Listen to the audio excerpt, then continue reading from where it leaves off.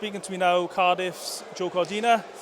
Joe, you're in action again, 9th of May in your home city, and you're going to be sort of co-main event, really. What's that going to feel like for you? Unbelievable. Obviously, I've boxed here 3 times before, but mainly on the undercards at AJ. I've headlined, but where I was in my career, it didn't make sense for people to come and support, and I wasn't a sort of a household name. But now I'm starting to build a fan base and get there. So I think a lot of people will turn up and show up for it. So yeah, it means a lot to everyone, even just who turned up today. And I'm looking forward to boxing in my hometown again. Do you feel the response you get on social media and just when you're out in public that people are starting to treat you different now? People are starting to recognise you more? People who want pictures with you, interviews with you, media type things? Yeah, like as soon as I get that sort of hint of people trying to treat me differently, I just shut them down straight away. I'm normal. I go to the same places. I bother with the same people. I don't turn my nose up at anyone. I always give people the time of day. So yeah, that's not an issue. But yeah, I notice people want to take photos and do recognise me. I hear them whisper, "Oh, there's Joe Cordina." But yeah, it's not an issue. It comes with the game. Do you get me? So you have to embrace it. You mentioned at the press conference earlier that your 2 children, I'm not sure your children's age, but do your children realise that their daddy is a little bit different from perhaps the neighbour's daddy? And I don't think they understand yet. I got my belts. I finally took my belts out from under the bed just before Christmas because a couple of people came down to visit, so I took them out and I just left them out. So they're on the mantelpiece, and there's a photo of me on the wall with all 3 of my belts. And yeah, they always point at my dad's. I'm a boxer, Daddy. When you're gonna fight next? But I don't think they actually understand or realise that their father's on the TV, and when I do watch it on the TV, some of my fights back, they just on their iPads, or they don't give a care in the world. So yeah, I don't think they realise yet, but hopefully one day they will and realise what I've done in the amateurs and in the pros, and take good pride in what I've done. Yeah, there'll probably come a time when your children, when the penny sort of drops, where they realise that everyone else's daddy doesn't box and everyone else's daddy hasn't been to the Olympics. And I guess they'll be very proud of you when that time comes. Yeah, of course.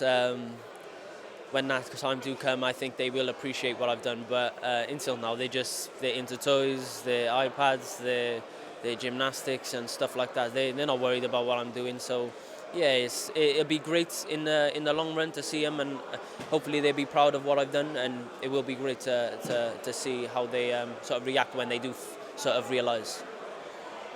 Your last big fight was against Gavin Gwynn. Fight took place in London, an all-Welsh fight. What's your thoughts on that fight? You won on points fairly comfortably in the end. What's your thoughts looking back? Yeah, it was a good fight. It went how I thought it'd go. I damaged my hands in the 2nd and the 5th. Not saying I would 100% got him out of there, but I think he was taking a lot of clean shots early on. But yeah, nevertheless, he just walked through it, what I give in the end. And for me, after about 6, I was just trying to keep him off and just box, move, and be smart. But I also wanted to show I'm not just a slick boxer. I can fight on the inside as well and push you back. He's renowned for his fitness and how strong he is and whatever else, and how good he takes a shot. Yeah, he took the shots, but yeah, like I just showed how strong I was and how physical, and I was at a weight really below than what I boxed him at. So above what I should be boxing at. So yeah, it went how I think he won about 3 rounds out of the I think 3 or 4 rounds out of the 12, and the one round where I had the point taken off, I was winning that round comfortable, and yeah, so I think it probably would have been 2-3 rounds at max he won. So yeah, it went how I thought it'd go. That fight was at lightweight. Since then you've dropped down to super feather. Usually boxers move up in weight, so can you just explain your decision to drop down? When I first started, I was at super feather. I'll be straight with you, I just want dieting right. I thought I was, because of what I've done in the amateurs and whatever else, and how I was making weight then. I just thought it was the right thing. And when I finally sat with a nutritionist and whatever else, well, he's not a nutritionist, but he knows a lot about food and nutrition and everything else. Is my coach, S&C coach Dan Lawrence, and he was just explaining certain things to me, and he was like, well, change this, change that, and the weight started dropping off me. And also, when I was in my last 3 fights, I've been mainly veggie based through my camps, so. Yeah, it was just falling off me, and I was making weight too easy. Like I think for the Gavin Gwynn fight, I was 9-7 after training on the Monday before the fight. So before the Saturday, I was 9-7, and I boxed at 9-9. So, and that was after training. I was thinking, this is way too light. Tony was like, listen, go back, get a steak in you, eat yourself back up to 9-11. I was like, okay, do that. But yeah. That's the real reason. I was just making it too easy. And when you get to world level, they all can punch, they're all big, they're all strong, and they're coming down from like welters, light middles. So for me, it was just the smartest thing to do. And have you noticed the difference with the drop in weight? Yeah, when I boxed Tinoco last time out, he's boxed at lightweights. He had a fight with Devin Haney, pushed Devin Haney back all the way. Like, don't get me wrong, Devin Haney won comfortable, and he won the same points as what I beat him by. But he's boxed a lot of great fighters and some world champions, and he stopped Jordan Gill last time out. But when I was in there, after 2-3 rounds, and I started getting close to him and feeling his physicality, it just wasn't there as when I was in the lightweights. So I thought, okay, give him another couple of rounds, and then I started sitting on him. And when I was sitting on him and pushing him back, he didn't like it, and you could see the life drain out of him. And and I won that fight comfortably. And I just think if I am doing that to a fighter like him, who is very dangerous, and he comes to win, and I beat a lot of good boys, I think I can mix it with the best. Your fight on May the 9th in Cardiff, no official announcement yet regards an opponent. Yourself and Eddie Hearn alluded to some very good opponents. Do you actually know who you're going to be boxing yet?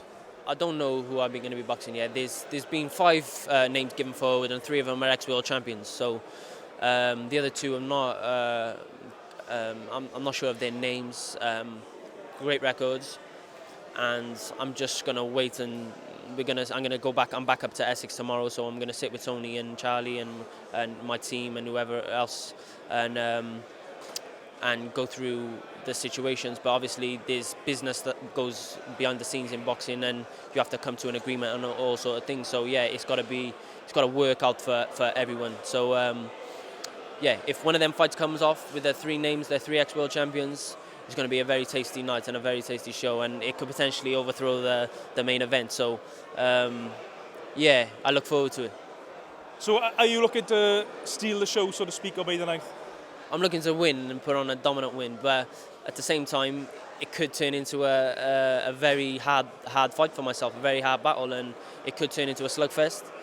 It could be a boxing masterclass, but when I get in there, then that's when we'll see. And I come out, as long as I come out with a win, I don't look to knock anyone out. I don't look to beat people on points. I just go out to win and adapt to anything that they throw against me. And I know it's always dangerous in boxing to look past an opponent, but how far off a world title fight or an eliminator do you think you are at the moment? I think with the opponents being named, 2 fights, I'd say this fight on May the 9th, one in the summer, and then I'll be ready for a world title in December. Okay, thank you, Joe. Good luck on the night.